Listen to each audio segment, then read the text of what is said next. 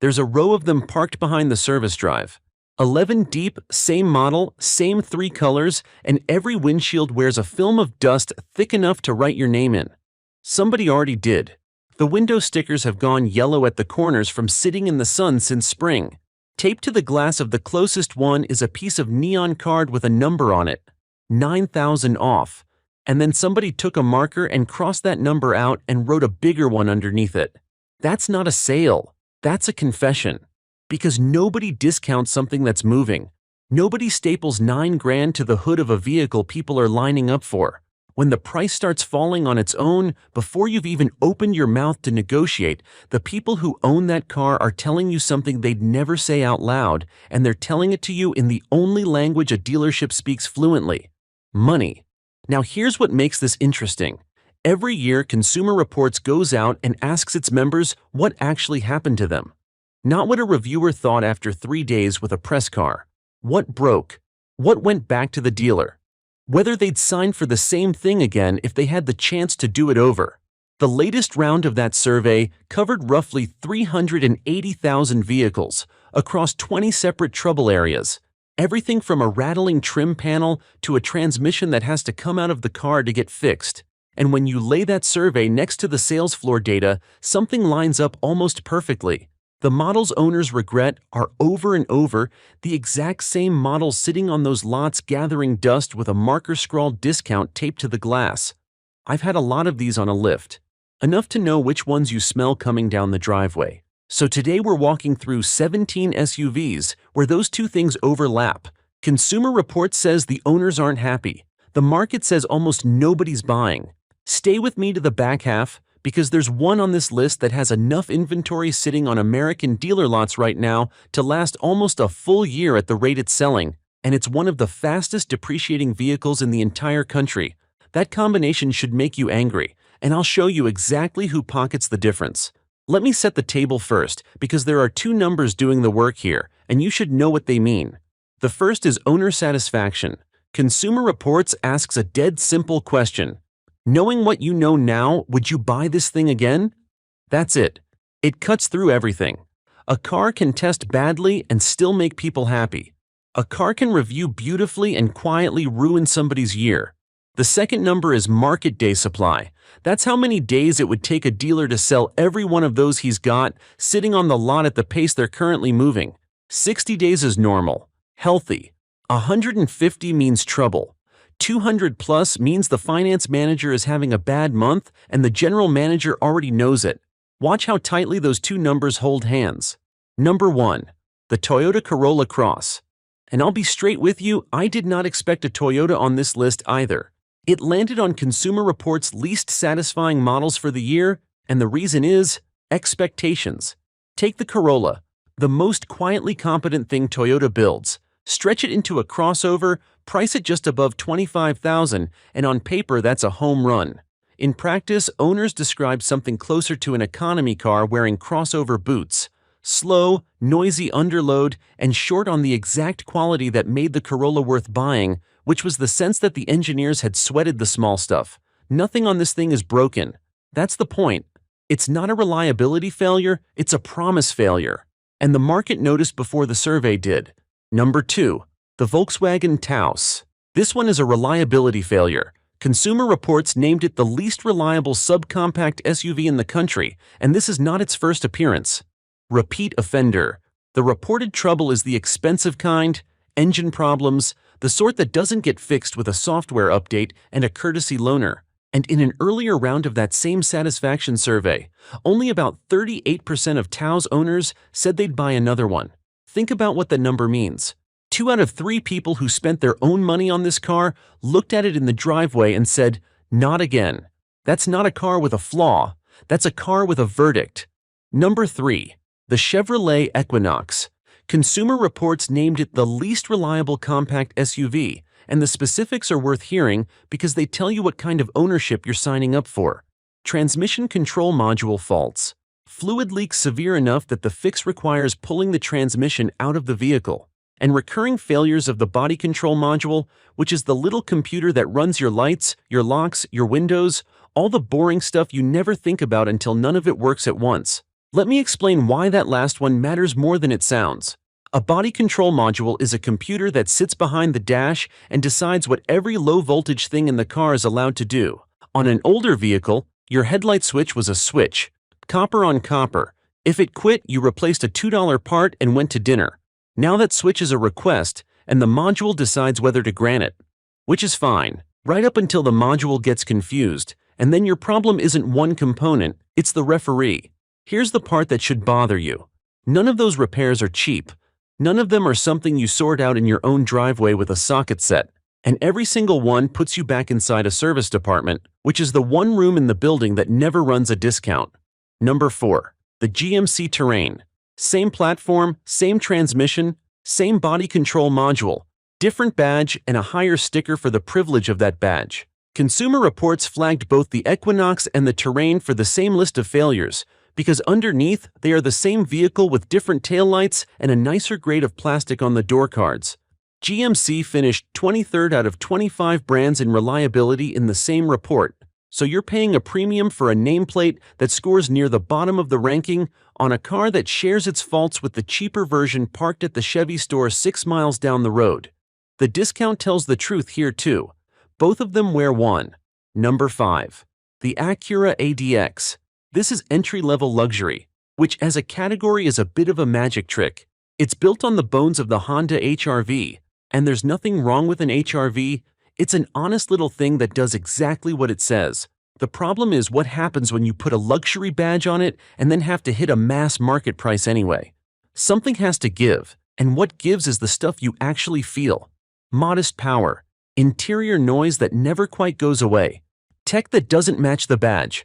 Option 1 up and you're staring at nearly $44,000 for a car whose bones cost half that. Owners put it on the least satisfying list, and I'd argue they weren't disappointed by the car. They were disappointed by the math. Number 6. The Buick Envision. Now I want to be fair here, because fair's more useful than harsh. Buick actually ranked 8th overall for reliability in that same report, which is genuinely good, better than a lot of brands people brag about. But the Envision is sitting on roughly 227 days of supply, with a couple thousand of them parked on lots waiting. So this is the honest exception on our list. A high day supply doesn't automatically mean a bad car. Sometimes it means a company built more than anybody asked for, or the segment is packed with 14 competitors, or the badge just doesn't pull the way it did in 1990. If you want the case for buying a slow seller, the Envision is that case. Just know exactly why it's cheap. Number 7. The Mazda CX-70 plug-in hybrid. On the least satisfying list, and the story here is almost funny. The CX-70 is essentially the CX-90 with the third row deleted. Same platform, same length, fewer seats. That decision makes complete sense on a spreadsheet in a conference room and almost none in a driveway. Add the plug-in hybrid powertrain, which sends even the electric power through an 8-speed automatic transmission, so you get gear changes in situations where an electric motor shouldn't be changing gears at all, and it feels like the car is arguing with itself. Then price it up near a Lexus NX Hybrid, which is one of the most quietly loved vehicles in America. Owners did that comparison after they bought. That's the wrong order. Number 8. The Mazda CX-90 plug-in hybrid. Same family, same complaint, bigger stakes. The CX-90 is a genuinely handsome piece of work, and when Mazda gets it right, they get it very right. But the third row is close to a parcel shelf with seatbelts, and you don't buy a 3-row SUV to admire the third row from the outside. The plug-in gives you around 25 miles of electric range, and holding on to that electric mode requires driving with the delicacy of a man carrying a full cup of coffee up a staircase. Touch the throttle, and the gas engine wakes up mid-stride. Mazda dropped from 6th to 14th in brand reliability this year. That's the biggest fall of anybody. The plug-ins are a good part of why. Number 9. The GMC Acadia. Consumer Reports called it the least reliable 3-row midsize SUV, and the reported problems are the ones you'd least like to hear on a family vehicle.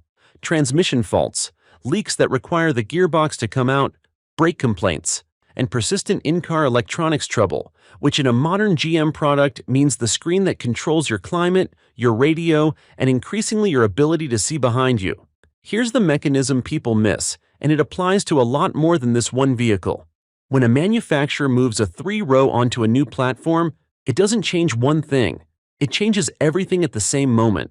New body structure, new mounting points, new wiring architecture, new software, often a new transmission calibration, and dozens of suppliers all delivering their first production run of a part that has never lived in this particular car before. Every one of those is individually fine. Stack them and the interactions are what get you, and interactions are exactly what test mules are worst at catching, because a test mule runs for months and your car runs for years. So the first model year of a redesign is where the real durability testing happens, and the people doing it are the customers. The engineers weren't stupid, they were on a timeline somebody else set. Number 10. The Jeep Grand Cherokee, and especially the 4X plug-in hybrid. The regular Grand Cherokee earned Consumer Reports' least reliable mid-size SUV spot for steering and suspension trouble, unexplained noises, leaks, and drive system faults. The 4X went further than that. Of every vehicle in the entire satisfaction survey, it had the fewest owners saying they'd do it again. Dead last. And look at what it cost them. The base Grand Cherokee started around $39,000. You couldn't get into the 4X under $62,500. For that $23,000 difference, you got a bit of electric range, almost no real-world fuel savings, a clunky low-speed driving experience, and no third-row option.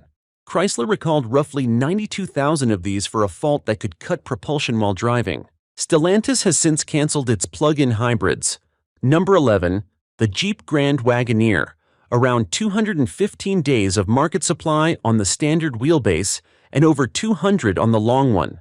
That's a vehicle that will sit on a lot from the first frost until the middle of summer. This is a $100,000 class product from a brand that finished at the very bottom of Consumer Reports' overall rankings this year, hitting lows in reliability, road test scores, and owner satisfaction simultaneously. That's a hard trifecta to pull off, and there's a specific trap in a slow-selling flagship that I want you to see clearly, because it's the most expensive mistake on this entire list. When a $100,000 vehicle sits, the manufacturer eventually props it up with incentives. Big ones. Cash on the hood, subsidized financing, whatever it takes. That feels like a bargain to the buyer. But the used market doesn't care what the sticker said. It prices the vehicle off what people actually paid, and it prices in every rebate that ever got hung on it. So the discount you were so pleased with on Saturday has already been baked into what your truck is worth in 3 years, and then depreciation goes to work on top of that. You don't get the discount, you just get to hold it for a while. Number 12. The Cadillac Escalade. On the least satisfying list, which surprises people, because the Escalade absolutely delivers what it promises on the outside.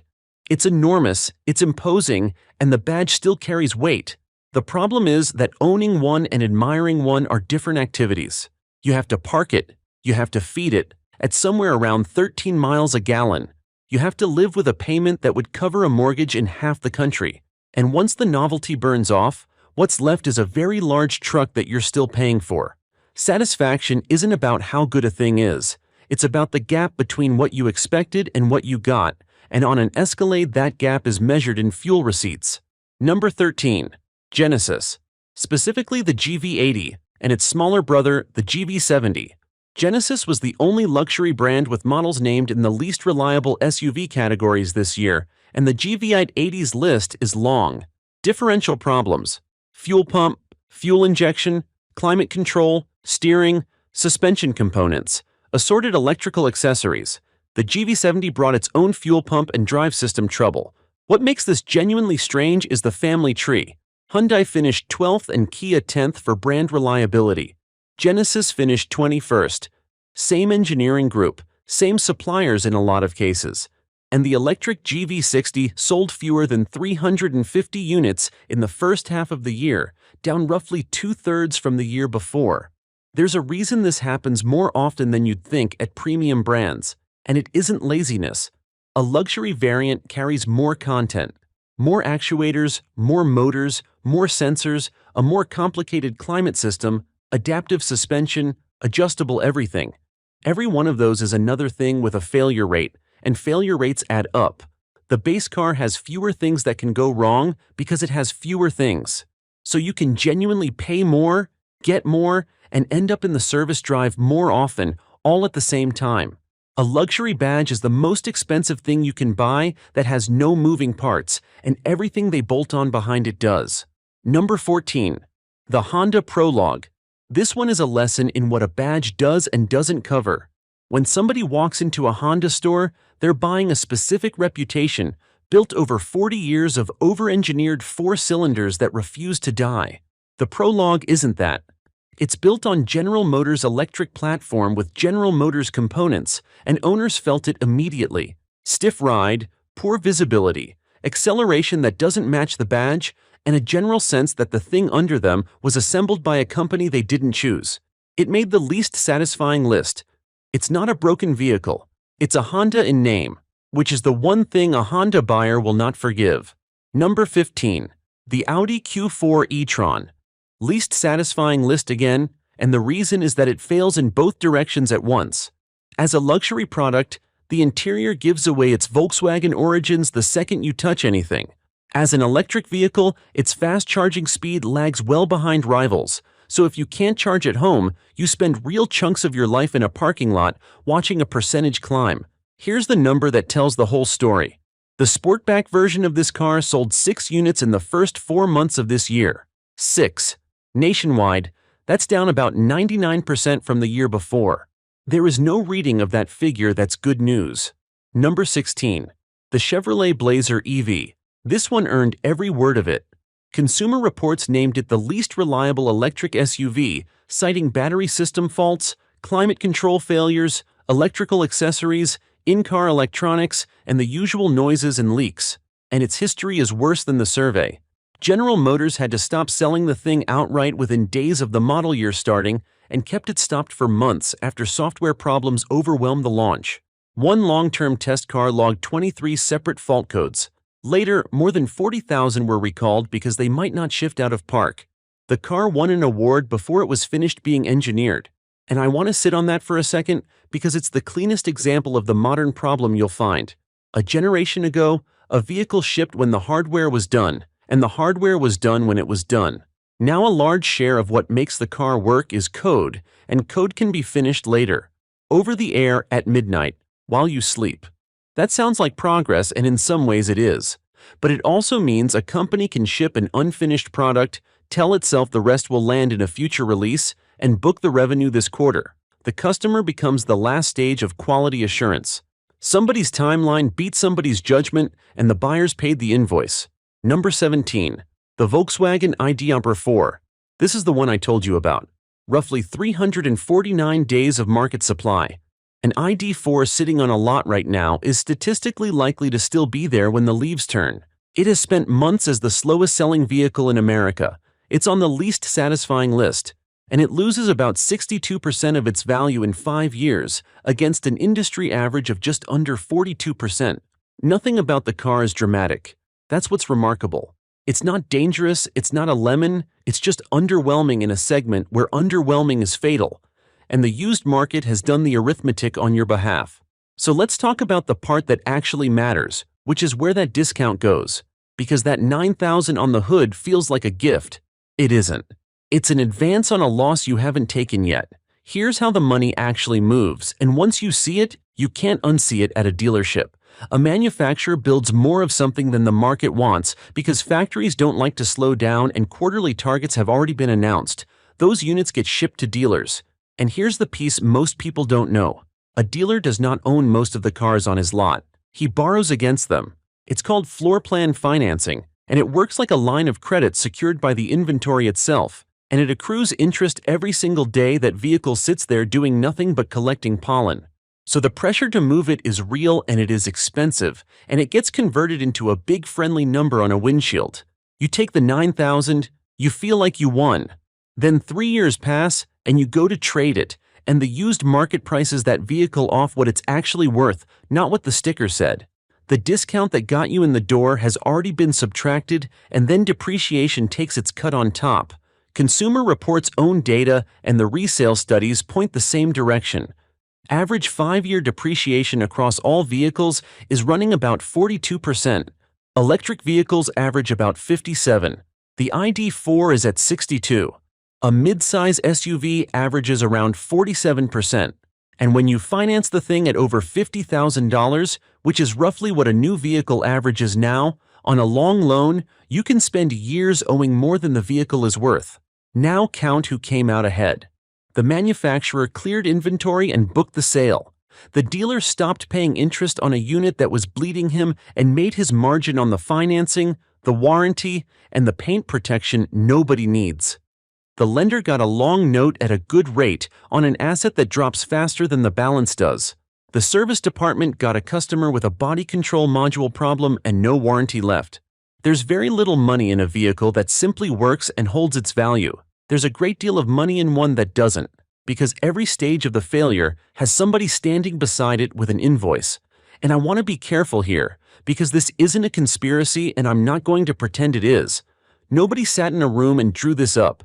It's just what happens when a product cycle gets compressed, when a new platform has to launch by a certain quarter, whether the software is finished or not, when a badge gets applied to a car that didn't earn it, and when the person who pays for all of that is a stranger who won't discover the problem for 18 months. Everybody in that chain made a locally reasonable decision. The bill still lands on your driveway. Which brings me to the part I actually care about.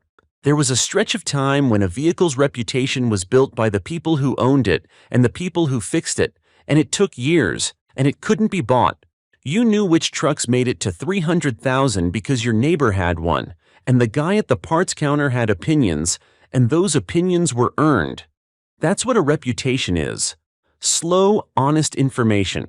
What we've got now is a market where the reputation arrives first, in a 30-second spot, and the reality shows up 2 years later in a service bay. And the only real defense left is the boring stuff. Data collected from actual owners. How long the thing sits on a lot. What it's worth after 5 years. It's not glamorous, and it will never be as persuasive as sitting in a heated seat on a Saturday afternoon. But it's true, and true is worth more than exciting when you're signing for 6 years. The good news is that information is public now, and it's free. And it takes about 10 minutes. So here's what I want you to do before you buy anything. 1. Look up the predicted reliability for the specific model year, not the brand. Brands are averages. Averages hide the model that's dragging everybody down. 2. Check the market day supply on that exact vehicle in your area. If it's over 150 days, ask yourself what everybody else already knows. 3. Avoid the first year of any new platform or major redesign. Every unproven part shows up at once, and the first buyers do the durability testing for free. Wait for year 2 or 3 and let somebody else find the problems. 4. Be very suspicious of a plug-in hybrid that costs $20,000 more than the gas version. Look at what it actually saves you in fuel per year, multiply by 5, and see if that number gets anywhere near the difference. Usually it doesn't come close. 5. Look up 5-year depreciation before you talk price. If a vehicle loses 60%, the discount you negotiated is noise. 6. And this is the one nobody wants to hear. The smartest version of almost every car on this list is the one that's 3 years old, where the first owner already ate the depreciation and the recalls have been done under warranty. Let somebody else buy new. Let the market finish its verdict and then go shopping. Do that and here's what changes. You walk onto a lot, you see that neon card with the crossed out number, and instead of feeling lucky, you feel informed. You know why it's there. You know what it's going to cost you on the back end, and you either take the deal with your eyes open because you've decided the car is worth it to you, or you walk out to your own vehicle and drive home and keep your money. Either way, you chose. That's the whole thing. Now I want to hear from you, and I mean this specifically. Tell me in the comments what you bought that everybody warned you about and whether they were right. I want the ones where the internet said run and the thing turned out to be the best car you ever owned, and I want the ones where you knew better and did it anyway. Tell me where you are. Tell me what the winters do to it, and tell me what your mechanic said when you pulled in.